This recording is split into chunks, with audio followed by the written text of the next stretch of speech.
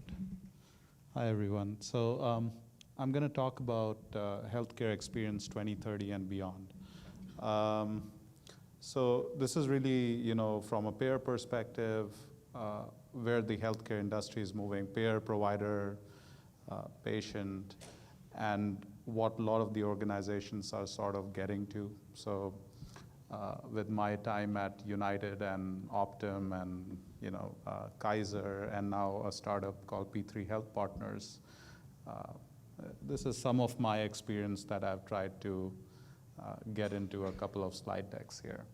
So I'm Unmesh, and I work as CTO for P3 Health Partners. We are a managed care organization based off in Las Vegas, Nevada. The entity was formed in 2017, where we had a group of physicians that got together from big health systems and said, we need to change it all, and let's build a patient-centric, physician-driven, physician-led organization that has a actual impact on the quadruple goal.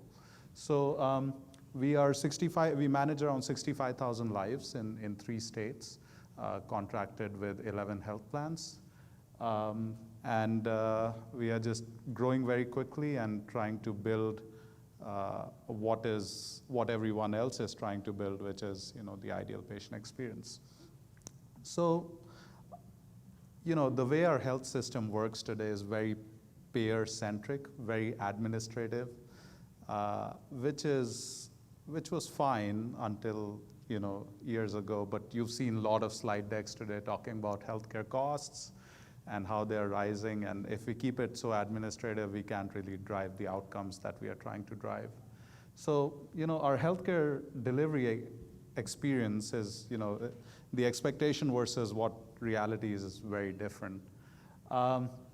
So, as we've seen in last 10 years, how all the other experiences around us have grown. You take finance, where now I have my banking application. You take a check, photo of your check, the amount is deposited, you can see real time what's going on with your money, and you've got chat bots you can talk to with warm transfer to. So it's just, everything around us. We've got Netflix, we've got Amazon Prime, get content on demand, where you want to see it, when you want to see it, based off on what your likes and dislikes are.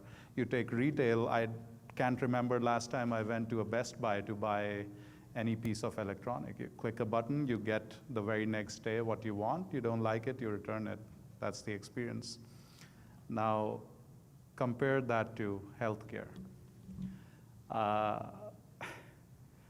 So I don't even know where we get started. We probably need some wine and all of us talking about our experiences in last 1 year, and I think even then we won't be able to do justice. So my experience in last 2 months alone, my daughter fell and we had to call the ambulance, and she was bleeding. We took her to the emergency room.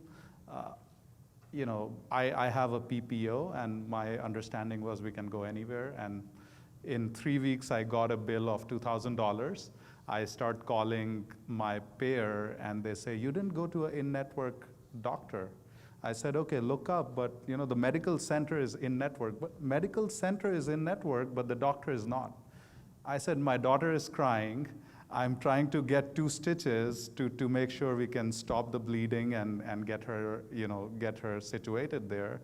Would I ask the doctor, are you if it's an in-network hospital, that alone is good.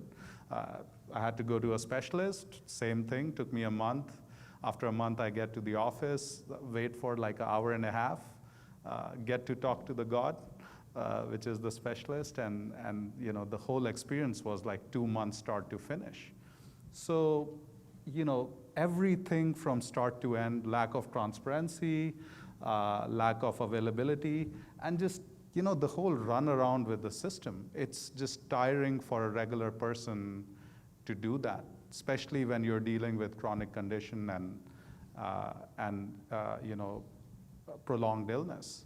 So, based off on this, what, at least in our experience, in my experience in last 10 years working with big, payer organizations like like United Healthcare, or big primary care, managed care groups like Optum Care, we're all really trying to build the right patient experience and really unlearn the whole system, but it's not easy. And if you really see, there's this gold rush right now of big tech sort of coming into healthcare. You see Apple Health, Google Health. We had the gentleman from Salesforce doing some great work there. You've got these big care provider networks like Optum, Kaiser, trying to get to the ideal patient experience. There are startups like Carbon Health, like Forward Healthcare, who are doing a lot of work in this space of concierge medicine, where we'll give you all the services. We don't care about the insurance, just buy a plan from us, which is subscription-based.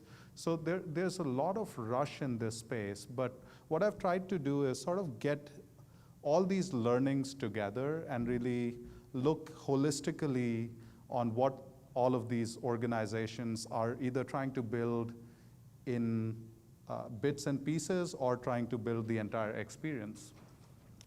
So, the healthcare experience will have to get personal. And as we've been reading all these different organizations, what I've come to know and what my observation is telehealth plays a big part of this. But before you even get to alignment of care delivery, you need to get all the data. So, a lot of wearable tech going into picture, a lot of data coming from your mobile devices, from wearable devices, from your payer, from the provider, from pharma, all getting together into one learning layer, which then sort of understands your health overall, and as an individual understands when you're going to get to a point of escalation. Once you're about to get there, it then aligns you to the care provider network, which sort of is available right there and then, where you can, through an omni-channel way, talk to a provider anytime you want to without waiting a month. And eventually, as everything else, what Salesforce or what Amazon is trying to do, they're all trying to get there, but necessarily there has to be a marketplace which is very subscription-based, which can really align to your life goals and your overall personal sort of healthcare goals. And that might be a concierge network of providers, nutritionists. It might be telehealth provider. And then somehow the payers have to align, because if the payers don't align, there's only a very elite population that can really afford this healthcare marketplace. So still very broad strokes, but if we build a multi-layer integrated network like that, hopefully we can get to personalization of healthcare. I don't know if this is the answer, but this is where a lot of people are going towards, and it'll be good to see how a lot of these people who are moving in this direction, what really comes out of years of work in this space. Ultimately, if you increase access, it'll impact the outcomes that we are all trying to drive from a quadruple goal perspective. And really, we'll get to that consumerization, democratization, whatever you want to call it, but really a patient-centered model rather than a payer-centered model. That's all I got. Yeah. That was good. Questions?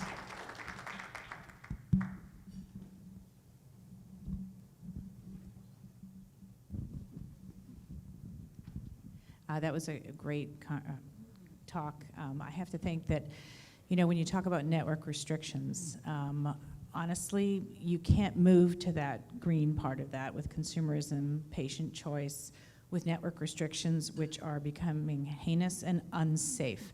And think about it. If we had a fire department that couldn't answer 3 alarms, couldn't go to the next community, it would be a public safety issue. I'm a specialist. I take call. Our hospitals are so divided now that the call schedules are becoming overwhelming for the few surgeons that you have. So it is a real public safety issue, and I think that that network restriction has to be one of the first things that we need to stop. And if you have the physicians and you have the patients, the networks will become irrelevant. Agreed. And that's a great point. I myself, I signed up for Forward Health last week, and I'm still probably like later this week, I'm going for my first visit. And that's a completely non-payer centric network. But I agree with you. I mean, big part of going through that whole prior auth in network, when emergency comes, it's hard to look for. Yeah, agreed. I think patient experience at the end is labeled to the physicians, the bad patient experience, But payers and the hospitals are closing eyes on that. So this is the basic problem that you mentioned. If you are going to the ER, your understanding is that all the physicians are in network, but basically they're not. And the reason you need to look into the reason also is mostly is either the hospital or that contracting company that is there. They are deliberately doing that not to be in network so they can charge more and collect more at the end. And hospital is also aware of that. And because they don't want to pay more subsidy, they're letting that physician company to pay, get more from the patients. But ultimately, when there is a bad patient experience, that is being labeled to the physicians, and they are not responsible for this. So This is a very bad scenario we are, where the physicians are in a bad scenario, but I don't think so the physicians are the solution for that. The payers look into that, and the hospitals has to look into that. Right. I think it's a combined effort, right? The whole promise of population health and value-based care was really to drive, populations and individual experiences where you put disease in front and really manage populations that way. But is that really happening? I doubt. But I agree with what you just said. Okay, we have one last question. How about Erica?